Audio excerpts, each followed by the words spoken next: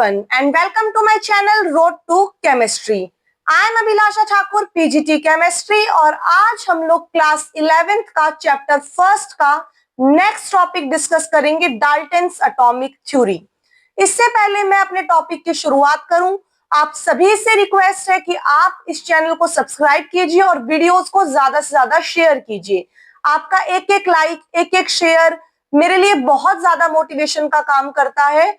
ठीक है, तो आप लोग इस चैनल को सब्सक्राइब जरूर कीजिए। So let's begin our topic. क्या है हमारी Dalton's atomic theory? Dalton atomic theory जो है वो जॉन डाल्टन नाम के साइंटिस्ट ने 1808 में दी थी, 1808 में। और ये जो थ्योरी थी ये हमारी पहली साइंटिफिक थ्योरी थी जिसने मैटर के बारे में, एटम्स के बारे में, उनके नेचर के बारे में डिस्क्राइब किया था।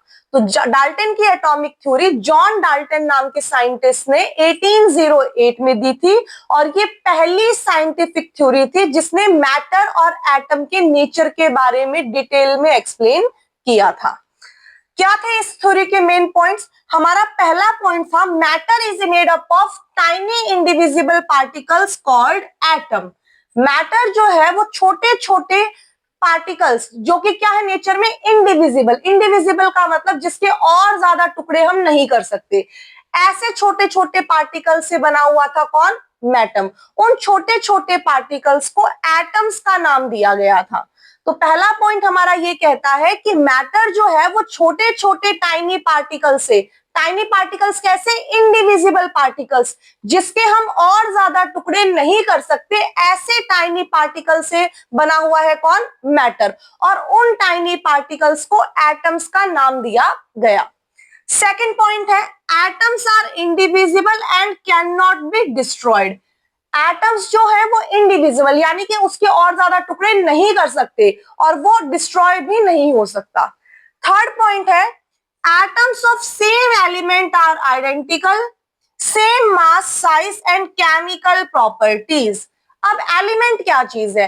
एलिमेंट ऐसे सब्सटेंसेस होते हैं जो सेम टाइप के एटम से बने हुए होते हैं। उनके सारे के सारे एटम सेम होते हैं, उनका मास भी एटम्स का सारा होगा सेम रहेगा और उनकी प्रॉपर्टीज भी क्या रहेगी? सभी एटम्स की सेम रहेगी। फॉर एग्जाम्पल हाइड्रोजन एक एलिमेंट है, तो हाइड्रोजन जो एलिमेंट है वो हाइड्रोजन के एटम से मिलकर के बना है और उन सारे एटम्स की प्रॉपर्टीज क्या है? सेम है। इसी तरीके से ऑक्सीजन एलिमेंट, ऑक्सीजन के एटम से मिलकर के बना है और ऑक्सीजन के सारे एटम्स क्या होते हैं? सेम होते हैं। Next point, atoms of different elements are differ in mass, size and properties. अब अगर मैं बात करूं अलग अलग एलिमेंट्स की, जैसे मैंने अभी हाइड्रोजन और ऑक्सीजन एलिमेंट का एग्जांपल लिया, तो हाइड्रोजन एलिमेंट के जितने भी एटम्स हैं और ऑक्सीजन एटम के जितने भी एटम्स हैं, ऑक्सीजन एलिमेंट के जितने भी एटम्स हैं, ये दोनों एलिमेंट्स के एटम्स डिफरेंट होंगे। हाइड्रोजन के अलग एटम्स हैं, ऑक्सीजन के अलग एटम्स हैं, उनकी प्रॉपर्टीज भी डिफरेंट है, इनकी प्रॉपर्टीज भी मैच नहीं करेंगी। Atoms combine in simple whole number ratios to form compounds। जब भी एटम्स, अलग अलग एलिमेंट्स के एटम आपस में जुड़ेंगे तो वो सिंपल होल नंबर में जुड़ेंगे और उनके मासेस का रेशियो भी क्या होगा? सिंपल होल नंबर रेशियो में होगा और वो किसकी फॉर्मेशन करेंगे? कंपाउंड की फॉर्मेशन करेंगे। फॉर एग्जाम्पल हाइड्रोजन एलिमेंट के 2 एटम और ऑक्सीजन एलिमेंट का 1 एटम, ये दोनों एटम्स आपस में फिक्स रेशियो में कंबाइन करेंगे और किस कंपाउंड की फॉर्मेशन करेंगे? H2O की। यानी कि H2O जो मेरा कंपाउंड है वो हाइड्रोजन के 2 एटम और ऑक्सीजन के 1 एटम से मिलकर के बना है। यानी कि रेशियो मेरा क्या रहेगा? वो सिंपल होल नंबर में रहेगा और फिक्स रहेगा। Next, chemical reactions involves rearrangement of atoms. Atoms are only rearranged, not created or destroyed। जब भी कोई केमिकल रिएक्शन होगी तो केमिकल रिएक्शंस के टाइम पर एटम्स अपने आप को सिर्फ और सिर्फ रीअरेंज करते हैं, ना तो कोई एटम क्रिएट होता है ना ही कोई एटम डिस्ट्रॉय होता है, सिर्फ और सिर्फ एटम्स का रीअरेंजमेंट होता है। तो यहीं से बाद में हमारे पास law of conservation of mass निकल करके आया जो कि क्या कहता था, mass can neither be created nor be destroyed during a chemical reaction. Mass कभी भी किसी केमिकल रिएक्शन में ना तो क्रिएट होता है ना ही डिस्ट्रॉय होता है, सेम का सेम रहता है। क्यों सेम रहता है? क्योंकि जब एटम्स ही डिस्ट्रॉय नहीं हुए, एटम्स ही क्रिएट नहीं हुए, सिर्फ और सिर्फ एटम्स का रीअरेंजमेंट हुआ है। ठीक है, तो हमारे पास ये 6 बेसिक पॉइंट्स है किसके, डाल्टन की एटॉमिक थ्योरी के। एक बार फिर से रिकॉल कर लेते हैं। पहला पॉइंट ये कहता है कि मैटर जो है वो टाइनी पार्टिकल से मिलकर के बना है, टाइनी इनडिविजिबल पार्टिकल से, जिनको हम क्या बोलते हैं, एटम बोलते हैं। दूसरा पॉइंट ये था कि एटम जो इंडिविजिबल होता है वो डिस्ट्रॉय नहीं किया जा सकता। तीसरा पॉइंट ये था कि कोई अगर एलिमेंट है तो एलिमेंट के सारे एटम सेम होंगे, उनका मास भी सेम होगा, साइज भी सेम होगा, प्रॉपर्टीज भी सेम होगी। फोर्थ पॉइंट ये कहता है कि अगर मान लो मेरे पास दो अलग अलग एलिमेंट है तो दोनों अलग अलग एलिमेंट्स के एटम्स भी डिफरेंट होंगे और उनकी प्रॉपर्टीज भी डिफरेंट होगी। फिफ्थ पॉइंट ये कहता है जब डिफरेंट एलिमेंट्स के एटम कंबाइन करते हैं तो वो सिंपल होल नंबर रेशो में कंबाइन करते हैं और कंपाउंड्स की फॉर्मेशन करते हैं। और लास्ट पॉइंट ये कहता है कि किसी भी केमिकल रिएक्शंस के टाइम पर एटम्स का सिर्फ और सिर्फ रीअरेंजमेंट होता है, एटम्स डिस्ट्रॉय नहीं होते। सो आई होप कि आपको डाल्टन की एटॉमिक थ्योरी समझ आ गई होगी। अब हम बढ़ते हैं हमारे नेक्स्ट टॉपिक की ओर। अब हम बात करते हैं कि डाल्टन की एटॉमिक थ्योरी इंपॉर्टेंट क्यों थी, क्या इंपॉर्टेंस थी डाल्टन की एटॉमिक थ्योरी की। तो डाल्टन की एटॉमिक थ्योरी इंपॉर्टेंट थी क्योंकि ये पहली साइंटिफिक थ्योरी थी जिसने किसके बारे में बताया, मैटर और एटम्स के नेचर के बारे में बताया। दूसरा क्या, इसने इसी के बेसिस पर एक्सप्लेन किए गए लॉज ऑफ केमिकल कॉम्बिनेशन, जो हमने पिछले लेक्चर में डिस्कस किए थे 5 लॉज, वो लॉज इसी थ्योरी के बेसिस पे डिस्कवर हुए थे। नेक्स्ट है basis of modern atomic theory. आज की जो हम मॉडर्न एटॉमिक थ्योरी पढ़ते हैं उसका बेस कौन सी थ्योरी थी, डाल्टन की एटॉमिक थ्योरी। और ये थ्योरी हमें हेल्प करती है केमिकल रिएक्शंस को समझने के लिए। तो डाल्टन की एटॉमिक थ्योरी भी इंपॉर्टेंट है। क्यों इंपॉर्टेंट है? क्योंकि ये पहली साइंटिफिक थ्योरी है मैटर की, इसी के बेसिस पे लॉज ऑफ केमिकल कॉम्बिनेशन दिए गए और ये थ्योरी बेस है किसका, मॉडर्न एटॉमिक थ्योरी का।